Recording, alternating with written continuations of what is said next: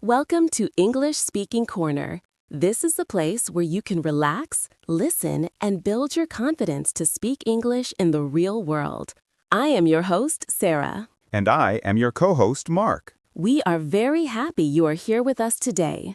This is your quiet study space, so take a deep breath, relax your shoulders, and let's prepare to learn together. Today, we are going to talk about a very specific feeling.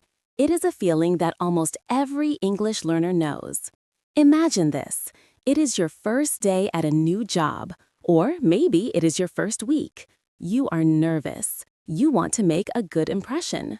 Your new boss comes to your desk. She starts explaining a task to you. She is speaking very fast. Maybe the office is noisy. Maybe you are just feeling anxious. You understand the first sentence. You understand the second sentence, but then she uses a word you do not know, or she speaks too quickly, and suddenly you are lost. You do not understand what she wants you to do.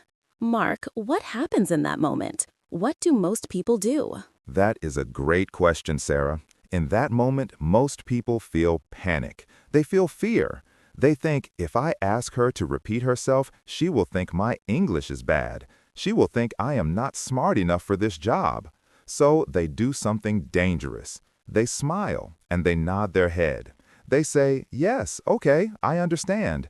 But inside, they are terrified because they actually do not understand. Exactly. We call this the fake nod. You nod your head, but you do not know what to do. This is very dangerous on your first day of work. If you pretend to understand, you might make a big mistake later. You might send the wrong email. You might miss a deadline. And that is much worse than asking a question. So today, we are going to fix this. We are going to teach you how to stop the fake nod. We are going to learn how to ask for help without looking confused. We will teach you professional phrases to check your understanding. These phrases will not make you look slow. They will make you look smart. They will make you look smart and professional. If you want to feel more confident at work, make sure you subscribe to our channel. We create these lessons to help you, not just listen. So, are you ready to learn? Let's begin. The first thing we need to change is your mindset. You need to change how you think about asking questions. Many learners think that asking a question is a sign of weakness. They think it shows that their English is poor. But in an English-speaking office, asking questions is often seen as a strength. It shows you care about the details. It shows you want to do the job perfectly. That is very true, Sarah. A boss would much rather explain something 2 times than fix a mistake later. So do not be afraid to speak up. The key is how you do it. You need the right phrases. We are going to look at 3 levels of asking for help. Let's start with level 1. We call this the soft pardon. This is for when you miss just one small detail. Maybe you did not hear a specific word. Maybe you did not hear a time or a name. You don't need the boss to repeat the whole story. You just need that one small piece of information. In this situation, you should avoid just saying what or pardon. Those are okay, but they can sound a little blunt or too casual for a boss. Instead, we want to be specific. We want to show exactly what we missed. Here is a very useful phrase. Listen carefully. Sorry, I missed that last part. This is polite. It apologizes gently, but it is not dramatic. It just means, please say the last few words again. Let's practice this together. I will say the phrase, then I will be quiet for a moment. I want you to speak out loud. Don't just listen. Use your voice. Are you ready? Here is the phrase. Sorry, I missed that last part.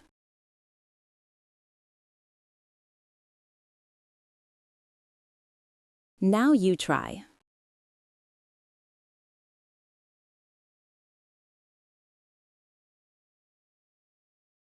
Very good. Let's try it one more time. Imagine your boss just stopped talking and you missed the end of the sentence. Sorry, I missed that last part.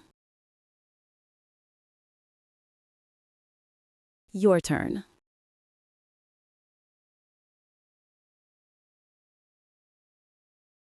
Excellent. Now let's make it even more specific.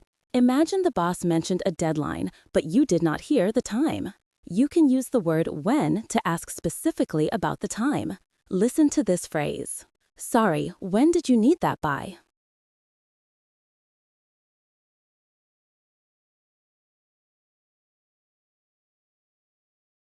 This shows you understood the task, but you just need to clarify the time. It makes you sound very responsible. Let's practice this one. Sorry, when did you need that by?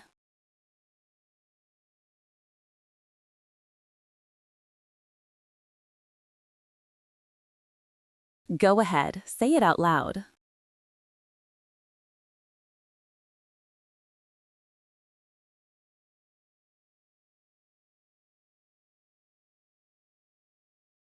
Great job! You can do this with other question words too. If you missed a name, you can say, sorry, who was that again? Or if you missed a place, you can say, sorry, where should I save that file? This is the secret of level 1. Don't make the boss repeat everything. Just ask for the specific piece you missed. It saves time and it shows you were listening to the rest of the message. Now let's move to level 2. This is a harder situation. We call this the speed bump. This is for when the speaker is simply talking too fast. Oh, I know this situation well. When native speakers get excited or busy, they speak incredibly fast. They connect their words, they use slang. It can feel like a train rushing by. Exactly, Mark. And in this moment, you might feel like saying, you are speaking too fast, or please speak slowly. But we have to be careful. If you tell your boss you speak too fast, it can sound like a criticism. It sounds like you are telling them they are doing something wrong. That is a great point. We want to be polite. We want to slow them down without criticizing them. A great trick is to blame the environment or the importance of the task, not their speed. Here is a wonderful phrase for this. Listen closely. Could you run that by me one more time? This is a phrasal verb, run by. When someone runs something by you, they explain it or show it to you. Asking them to run it by you one more time is a very natural, professional way to ask for a repetition. It sounds casual but polite. Let's practice this. Imagine your boss just explained a complex process in 10 seconds. You need to hear it again. Could you run that by me one more time? Now you speak. Very good. Let's do it again. Focus on the rhythm. Run that by me. Could you run that by me one more time? Your turn. Perfect. Now, sometimes you need them to really slow down, but remember, we do not want to say, speak slow. Instead, we can say that we want to make sure we understand everything perfectly. This is a very positive way to ask for help. Listen to this phrase. I want to make sure I get this exactly right. Could you repeat that? This is powerful. Sarah, why is this phrase so good? I love this phrase, Mark. It is good because you are telling the boss that quality is important to you. You are saying, I want to do a perfect job, so I need to hear it again. No boss will get angry at an employee who wants to get things exactly right. That is true. It turns a negative into a positive. Let's practice this two-part phrase. We will break it down. First, let's practice the reason. I want to make sure I get this exactly right. You try saying that. Good. Now the second part. Could you repeat that? Your turn. Now let's put it all together. This is a longer sentence, so take a breath. I want to make sure I get this exactly right. Could you repeat that? Give it a try. Excellent. You sound very professional. When you use these phrases, you are putting up a gentle speed bump. You are slowing the conversation down so you can catch up. And you are doing it with style. Now, we are going to move to level 3. This is the most advanced and honestly the most useful technique for your career. We call this the mirror method. The mirror method is fantastic. This is not just for language learners. This is for anyone who wants to be a great communicator. Native speakers use this all the time. Here is how it works. Instead of asking the boss to repeat themselves, you repeat what you understood back to them. You act like a mirror. You reflect their words back to check if you are correct. This solves two problems. First, it confirms that you understood the logic. Second, if you misunderstood something, the boss can correct you immediately.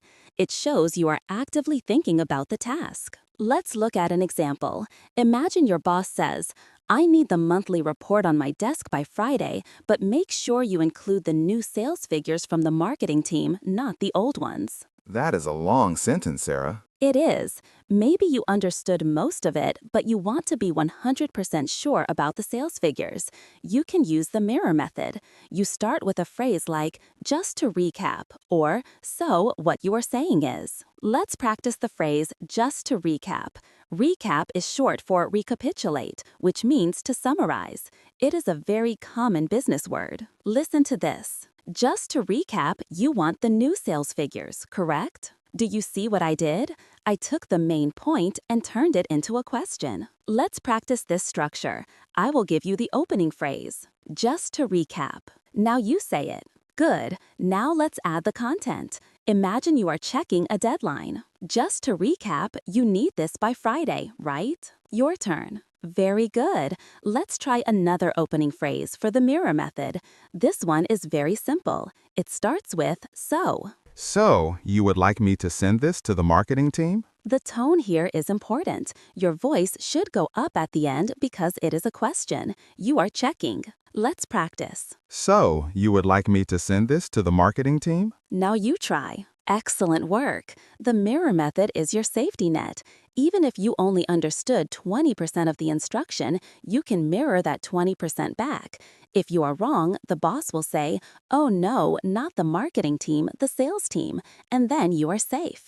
You avoided a mistake without saying, "I don't understand." Now, we are going to do something special. We are going to put all of this into a practice simulation. We are going to do a role play.